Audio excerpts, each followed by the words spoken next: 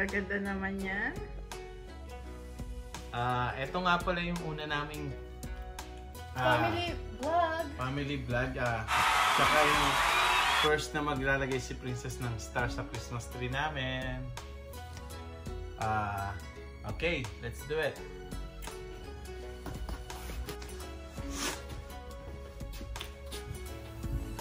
Here's our Christmas. Last year kasi, wala pa si Princess nasa tiyan pa lang. So, pero ito na rin yung Christmas tree namin last year. Ngayon, siya yung maglalagay, pero syempre hindi niya pa kaya, pero i-guide pa namin siya.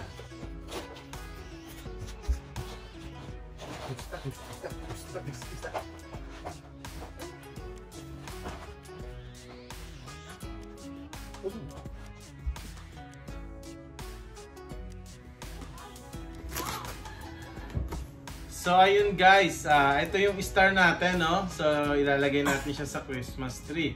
So like what I said, first Christmas ni Princess, so siya dapat yung maglalagay ng star, pero hindi niya pa kaya eh.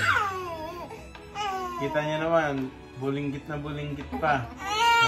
Kaya gagawin natin siya. So maybe she can touch the star, but she can put it in the tree. Let's go! Ayaw ba? Ulit. Ayaw ba? Wow! Nag-greeters na tuloy. Merry Christmas!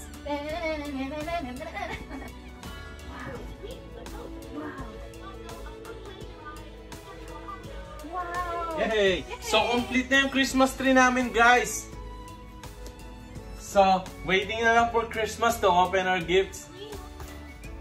Merry Christmas! Merry Christmas in advance. Please subscribe our YouTube channel para lagi kayong updated sa mga ilalabas nating video minsan tungkol sa baby or paano yung mga lifestyle namin dito sa Canada. Ipapakita namin sa inyo. Bye!